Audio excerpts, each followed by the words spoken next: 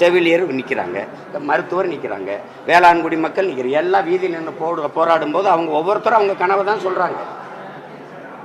அப்போ அதை விட என்ன கனவு தனியாக ஒரு கனவு இருக்கா? அப்போது நீங்கள் என்ன செய்கிறீங்க?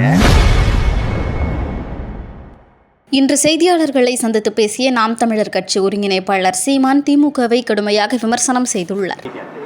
ஆளுங்கட்சி திமுக 21 கட்சிகள் வச்சுக்கிட்டு இப்போ தேர்தல் சந்திக்குது. இந்த ஆளுங்கட்சியாக இருந்தவங்க இல்லை, எப்போவுமே நான் ஒன்று உங்ககிட்ட கேட்குறேன்.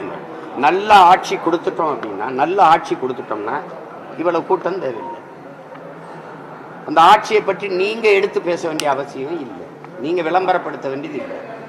நான் உங்கள் கனவு என்னன்னு கேட்க வேண்டியது இல்லை. இந்த கனவு என்னன்னா நான் சொல்கிறேன். எங்கள் கனவு பகுதி நேர ஆசிரியர் பலாயிரக்கணக்கில் வீதியில் நின்று எங்களுக்கு பணி நிரந்தரம் தாங்கங்கிறாங்க. நாங்கள் சம வேலை செய்கிறோம், சம சம்பளம் கொடுங்கன்னு கேட்குறாங்க. செவிலியர் நிற்கிறாங்க, மருத்துவர் நிற்கிறாங்க, வேளாண்குடி மக்கள் நிற்கிறாங்க. எல்லாம் வீதியில் நின்று போராடும் போது அவங்க ஒவ்வொருத்தரும் அவங்க கனவை தான் சொல்கிறாங்க. அப்போ அதை விட என்ன கனவு தனியாக ஒரு கனவு இருக்கா? அப்போது நீங்கள் என்ன செய்கிறீங்க? நல்ல ஆட்சி கொடுத்துட்டா வாக்குக்கு காசு கொடுக்க வேண்டிய அவசியம் ஏன் உருவாகுது?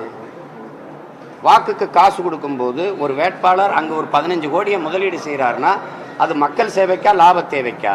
அப்போ முதலீடு செய்யும் போது அவர் முதலாளி ஆயிடுது. அந்த இடத்துல மக்கள் சேவைங்கிறது செத்து போகுது. அப்போ இது மாண்புமிக்க ஜனநாயகம் கொலை செய்யப்பட்டு கொடிய கேடுகட்ட பணநாயகம் அங்கே தொடங்கப்பட்டது. அங்கே வலுவா வேறு ஒன்றி இருக்கு. அப்போ இந்த பணம் இருக்கிறவங்க தான் அரசியல் செய்ய முடியுங்கிற நிலை உருவாயிருக்கு. இப்போ பணம் இருக்கிறவங்க அரசியல் செய்ய முடியும், அதிகாரத்துக்கு வர முடியும்னா முதலாளிகளுக்கான அதிகாரம் உருவாக்கப்படுகிறோடைய உழைக்கும் அடித்தட்டு மக்களுக்கான 80-90 விழுக்காடு மக்களுக்கான அரசியலோ அதிகாரமோ இந்த நிலத்தில் இருக்காது. அப்போ இவங்க வெறும் தேர்தல் அரசியல், கட்சி அரசியல் தான் இருக்கும், மக்கள் அரசியல்ங்கிறது கிடையாது. இப்போ அந்த இடத்துல அதுதான் அந்த ஆபத்தாக இருக்குது. நல்ல ஆட்சினா சொல்ல வேண்டியது இல்லை.